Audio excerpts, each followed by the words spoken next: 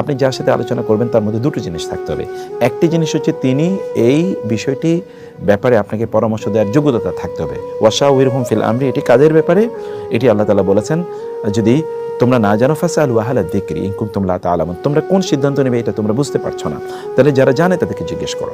মানে এই জাতীয় ব্যাপার আপনাকে মাথায় রাখতে হবে। 2 নম্বর বিষয়, যারা আপনার জন্য কল্যাণকামী, এরকম লোকদের কাছে সিদ্ধান্ত বা নেয়ার ক্ষেত্রে পরামর্শ নেওয়া দরকার। যার তার কাছ থেকে তো আর পরামর্শ নিলে লাভ হবে না। সেজন্যে যারা আপনার কল্যাণকামী এবং লোকেরা মুখলেস, তারা আপনাকে কখনো খারাপ পরামর্শ দেবে না, সেই সকল লোকদের কাছে আপনি পরামর্শ চাইবেন। এটি 4 নম্বর কাজ আমাদের।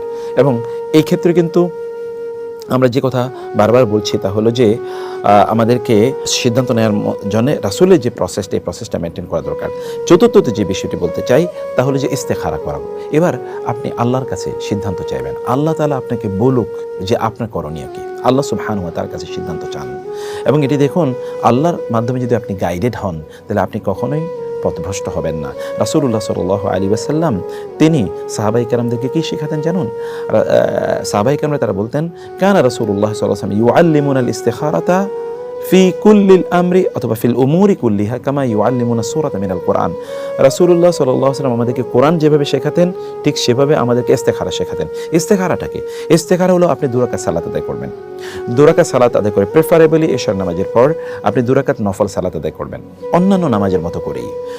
অতঃপর নামাজের পর আপনি আল্লাহর কাছে দোয়া করে বলবেন, আল্লাহুম্মা ইন্নী আস্তাগফিরুকা বিইলমিকা ওয়া আস্তাকদিরুকা বিকুদরাতিকা ওয়া আসআলুকা মিন ফাদলিকাল আযীম। হে আল্লাহ, আমি আপনার কাছে উত্তম সিদ্ধান্ত চাই, আমি আপনার গায়েবী নলেজ থেকে আমি জানতে চাই যে আমার জন্য কোনটি কল্যাণকর, আপনি তা আমাকে জানিয়ে দেন।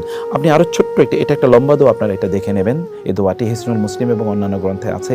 অথবা আপনি বলতে পারেন, আল্লাহুম্মা খিরলি ওয়াখতার লি, হে আল্লাহ আপনি আমাকে উত্তম সিদ্ধান্ত নেওয়ার তৌফিক দিন এবং আপনি আমার পক্ষে সিদ্ধান্তটি গ্রহণ করুন। সুবহানাল্লাহ, আপনি আল্লাহকে বলছেন আপনার পক্ষে আল্লাহ তাআলা সিদ্ধান্ত গ্রহণ করার জন্য। তাহলে কেমন হতে পারে? যেমনিভাবে আল্লাহ সুবহানাহু ওয়া তাআলা সিদ্ধান্ত গ্রহণ করেছেন কার ব্যাপারে? মুসা আলাইহিস সালামের ব্যাপারে। তিনি কিন্তু সমুদ্র পার হবেন, তিনি বলেছেন আল্লাহ কি করব? আল্লাহ তাআলা বলেছেন ঠিক আছে তোমার লাঠি দিয়ে আঘাত করো। সমুদ্র কিন্তু সেখানে 12টি রাস্তা তৈরি হয়ে যায়, অথবা সেখানে রাস্তা তৈরি হয়ে যায়।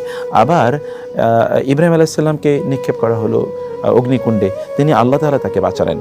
ইউসুফ আলাইহিস সালামকে কূপে নিক্ষেপ করলো হত্যা করার জন্য, আল্লাহ তাআলা তাকে বাঁচালেন। এই সকল ক্ষেত্রে আমরা সব জায়গায় দেখতে পাই যে সকল জায়গায় ব্যক্তিরা আসলে কি করেছেন, তারা সিদ্ধান্ত চেয়েছেন আল্লাহ তাআলার কাছে।